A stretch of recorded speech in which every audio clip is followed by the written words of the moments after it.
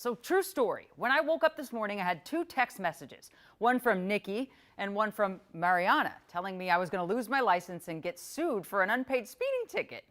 The only problem is I don't know anybody named Nikki or Mariana, but I do know Ian Russell, who knows a little bit about this scam that's going around. Yeah, well, Jan, if I had a penny for every time we talked about tech scams on the road this year, I'd have 2 pennies, which of course is not a lot of pennies, but I'm getting really sick of pennies, right? I know a lot of other people are as well.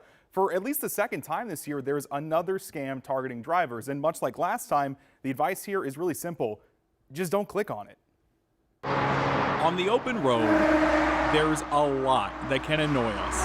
From bad drivers to traffic, lots of things can get under your skin. Just ask Carrie Buckles. Yeah, it's frustration. Who's now dealing with a new headache. We received about twice as many phone calls yesterday with people calling who were worried about whether or not this was really coming from DVS. We don't like the impact that it has on Minnesotans. Text message scams are back, this time claiming to be from the Minnesota DMV. And there is no such agency. Frustrating for the Driver and Vehicle Services Deputy Director.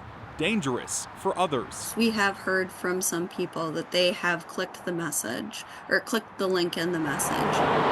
Obviously very worried about what would happen. These texts say you have an unpaid ticket and threaten that if you don't pay, your registration and driving privileges could be suspended and even your credit score could suffer. An SMS text from someone trying to get you to pay any bill of any type, think cybercriminal first, is a legitimate second. We've talked to cybersecurity expert Bryce Austin a lot over the past few months, especially about those easy pass text scams. I think the number of people doing these kinds of scams a few years ago was far lower than it is now.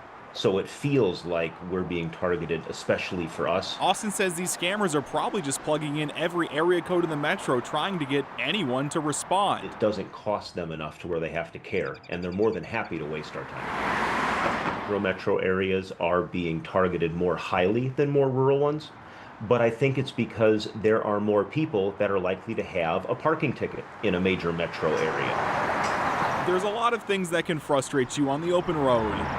Don't let the obvious be the thing that gets you. To try to help so that people don't fall victim to this fraud. No, like I said, the advice from both folks here is simple. Just don't click on this stuff. Stop clicking on these things.